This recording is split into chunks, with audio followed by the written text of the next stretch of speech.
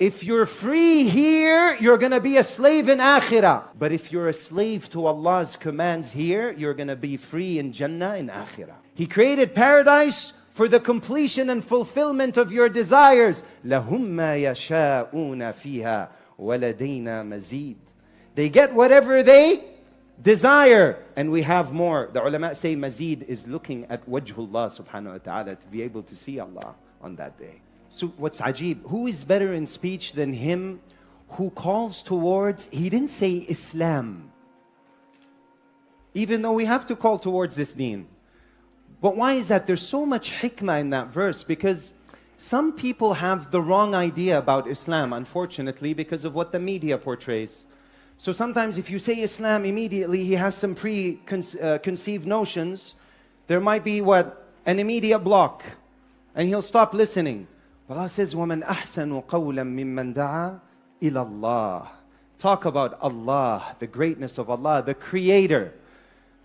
وَعَمِلَ صَالِحًا. After you talk about the greatness of Allah, what impacts people most? Action speaks louder than words. So he says, وَعَمِلَ صَالِحًا. You treat them kindly. You have righteous deeds. They see that. Then they will ask you, dude, what are you? What are you? And then the verse immediately continues, وَقَالَ إِنَّنِي. Look at how ajib the Quran is. He says, I am Muslim, like proud. Although there's nothing wrong with being proud, obviously, about being Muslim. But وَقَالَ إِنَّنِي مِنَ الْمُسْلِمِينَ. Like, look at the humility, the humbleness, that I'm just one of the Muslims. So always remind us to be humble, to understand that da'wah, by the way, although it's a responsibility of every single person who says La ilaha, tfaddal habib. Hadir. Yeah, the video, cameras, got it. Barakallah feek. That although it's a responsibility on everybody, Allah says, وَدَاعِيًا إِلَى اللَّهِ بِإِذْنِهِ. Without the permission of Allah, you can't do this work. You have to have idhn. So I have very good news for all of you here today. Our elders, our scholars, our brothers, and our sisters. You never invite someone, I don't know about you, do you invite someone you don't like to your house? Nobody does. He says, Wallahi, I can't stand you, bro. Can you come over for dinner? You don't do this for iftar. I don't want to see you anywhere around. But look at this. This is whose house? And who invited you here today? Allah. Could you come here without the amr of Allah? Without the permission of Allah? So what does that say about you? How many people, how many Muslims in, mashallah, New Jersey or in our area here around Patterson, is it? How many would you say approximately? 40,000. Bismillah, Allahumma barik wazid ya Rab. And how many would you say are here? Few hundred? So Allah looked at the 40,000 and decided, there's something special I see in their hearts. I'm going to invite them here. And who are we surrounded by now? You know, I talk a lot about ikhlas. Does Allah accept any... Oh, mashallah. I feel promoted now. Mashallah. How do you do this, akhi? Ana jahil ya akhi. You want to help out? Dress me up here? Bismillah. Allah only accepts, does He accept amal that is not mukhlis towards Him, that is not sincere to Him? There is one amal that He does. Anybody know what that is? To show you how great this amal is. Do you know what it is? People that sit in the remembrance of Allah, remembering Allah. Somebody comes by. He sits down. He didn't come for the talk, for the dhikr. He just happened to pass by. Maybe he was tagging along with a friend. And he sits and he listens. And the angels will tell Allah, because Allah says, قُومُوا مَغْفُورًا لَكُمْ. These gatherings are so beloved to Allah that Allah says, get up. You've been forgiven. Not just forgiven. قَدْ بُدِّلَتْ سَيِّئَاتِكُمْ حَسَنَاتٍ. Allahu Akbar. All your bad deeds have been replaced with good deeds. But the angels say, Ya Allah, there's this one dude. He's chilling here on the corner. He didn't really come for that. So what does Allah says? Humul julasa la yashqa jalisuhum. He said, by the barakah of this majlis, even that person that didn't come for that intention, I will forgive him and switch all his bad deeds to good deeds. So all those roaming around, maybe not paying attention, going about, but they happen to be within the majlis, inshallah they're counted from amongst those. But what I want to tell you is, in order to truly benefit from today's talk, it's not enough to be here. You have to actually listen. Our mashayikh say the knowledge is like water, and listening and the heart is like the heart is like the container. And if you're not giving the attention to the speaker, it's like your container is upside down. No matter how fast the water is gushing, are you going to benefit? Not a single drop in the container. But if the container is the right side up, you're paying attention, you're listening, and even if it's just one drop, you're going to benefit, inshaAllah. So, istima', listening for the sake of Allah and rectifying the intention.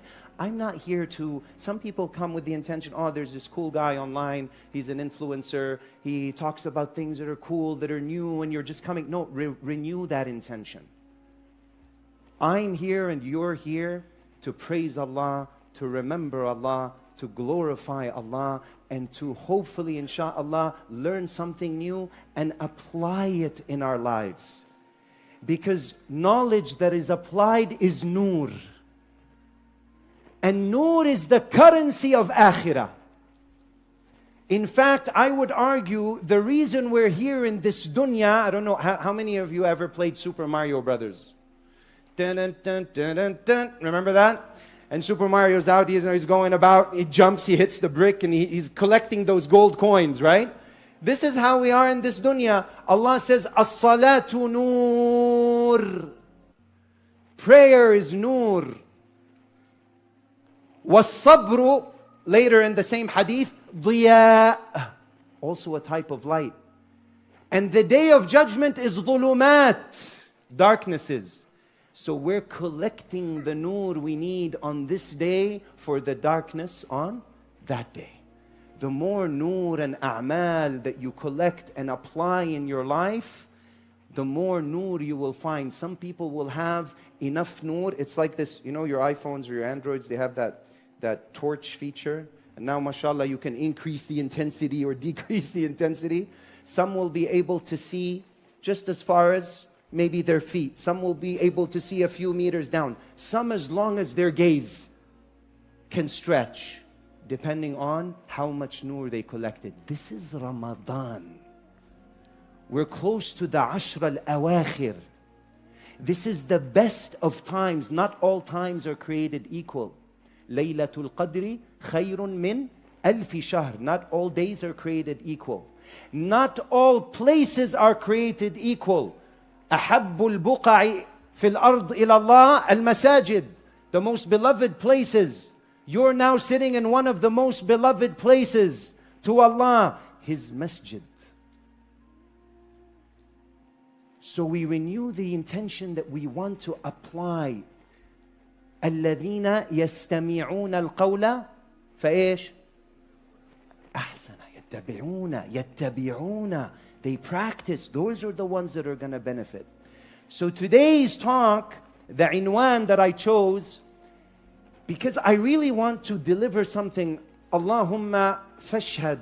I'm here just as a conduit that Allah is utilizing me, insha'Allah, to deliver something for you. And it's an amana, it's a trust. So I want you to go home with something and really benefit. So I thought about it. And I said, I really want to focus the talk today on the perspective of the believer, the mu'min. And I want to present to you that the believer is command-oriented, not results-oriented.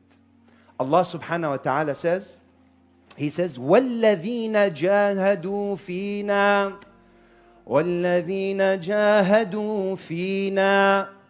Those who strive and struggle in our ways, لَنَهْدِيَنَّهُمْ.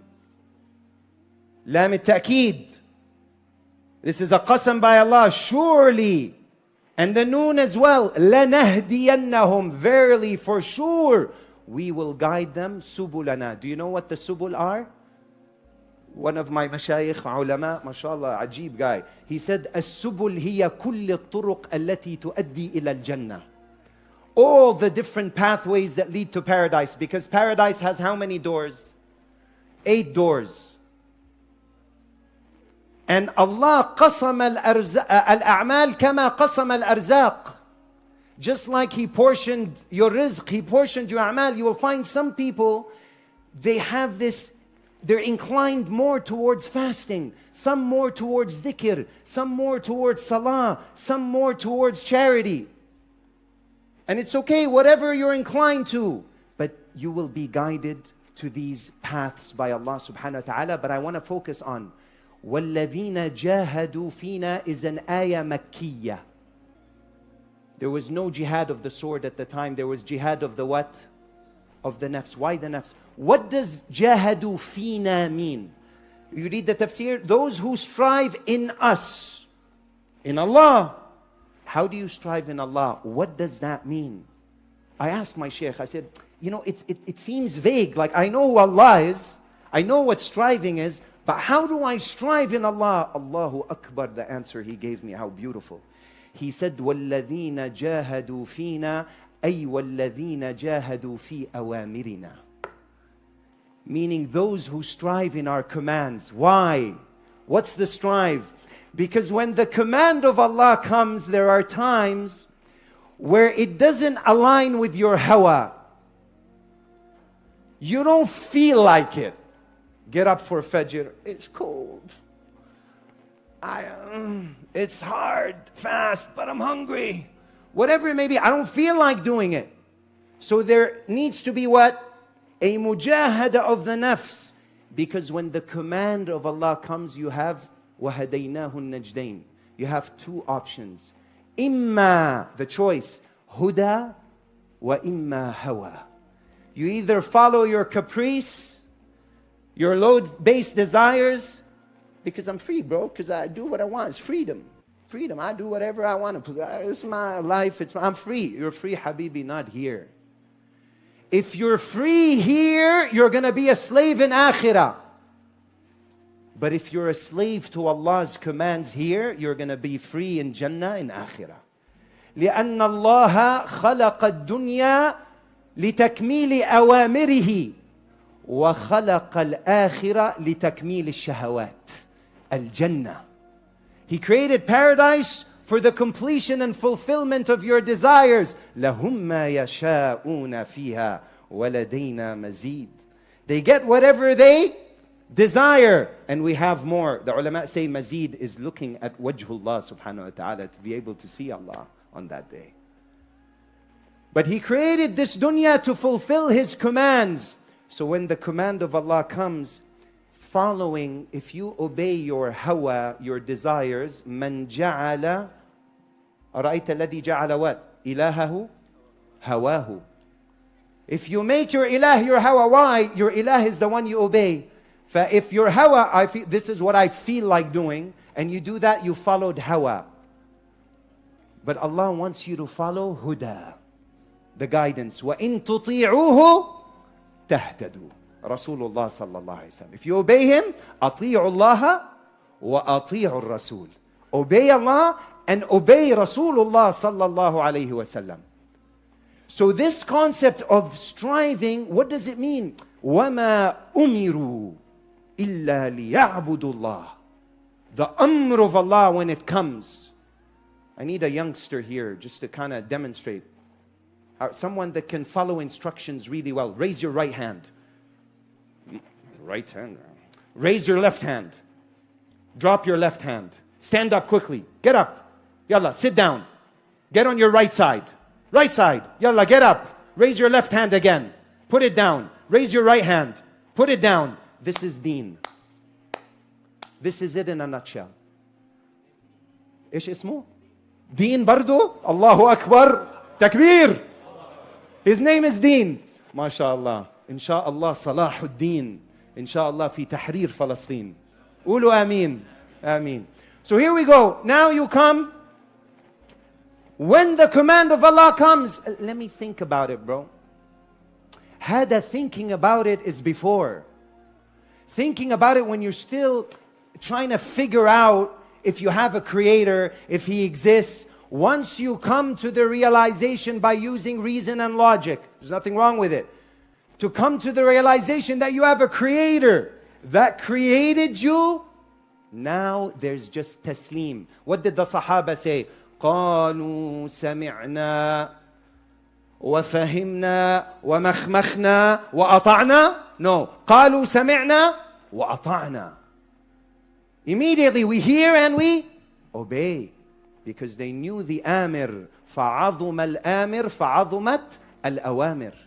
When Allah became great, they knew the qadr of Allah. Then when Allah's command came, immediately they're ready to obey. But you have to trust. It comes in one of the stories that I like to share, because it really elucidates this point. Where someone is, he's, just hiking on a cliff and he falls down. And it's like thousands of meters. And he holds on with two hands. He's holding on for his dear life. And he's crying out. He looks down. Uff, ruhna fiha. If we fall, we're done for. He looks up and he's alone. He starts yelling, help! That's a nice echo that you're having. Good sound system. Help! Pretty good. Nobody answers. He looks down. All of a sudden, he's hanging on for dear life with one hand. Help! Then he hears a voice. And Allah subhanahu wa ta'ala now answers. أَمَّنْ يُجِيبُ الْمُضْطَرَّ إِذَا دَعَاهُ. He says, yes. He said, who is that? He said, it's God. He says, God? Help! Oh God, help, help! So God says, do you trust me? So he says, of course. So God says, let go. So he's holding with one hand. He looks down. He looks up. He looks down. He looks up. Anybody else out there? The trust isn't there. Allah wants you to let go. He wants to see that you truly trust in Him before He shows you His signs. إِيَّاكَ نَعْبُدُ وَإِيَّاكَ نَسْتَعِينُ. Co-measure it with your ibadah. Ibadah is what's from you to Allah. Nasta'een is what's from Allah to you. In as much as you fulfill your ibadah to Allah, in as much as you get aid and help from Allah subhanahu wa ta'ala.